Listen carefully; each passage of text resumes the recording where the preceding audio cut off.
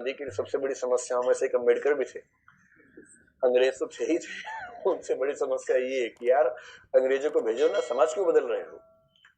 और अम्बेडकर साफ साफ कह रहे थे कि अगर मुझे अपने हित और देश के हित में चुनना हो तो देश का हित नंबर 1 पे, पर यदि मुझे दलितों के हित और देश के हित में चुनना हो तो मैं दलितों के हित को प्राथमिकता पे रखूंगा।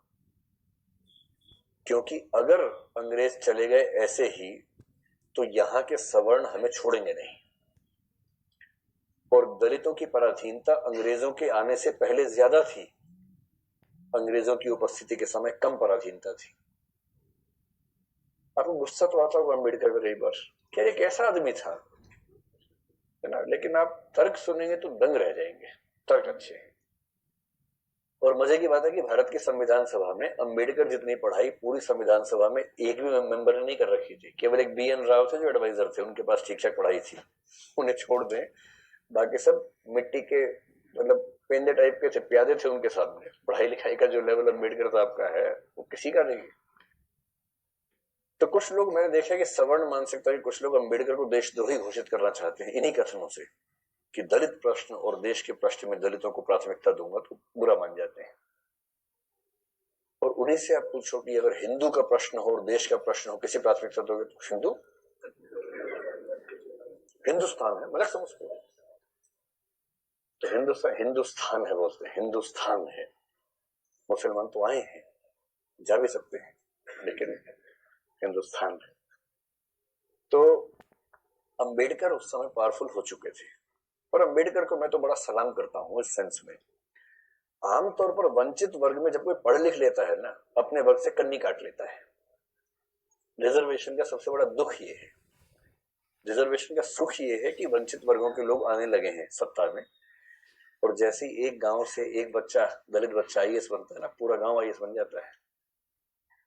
आरक्षण के वित्तीय लाभ केवल उस व्यक्ति को मिलते हैं जिसको आरक्षण मिला है, पर सामाजिक राजनीतिक लाभ पूरे गांव, पूरे कुनबे, पूरे कस्बे, पूरे शहर को मिलते हैं। कि हमारे गांव का चंदू IAS बना है, और चंदू वर्ग में मान लीजिए SC ST में आता है, उस दलित जाति के उस गांव के और आसपास के 100 गांव के सब व्यक्तियों के पास कॉन्फिडेंस आ जाता है।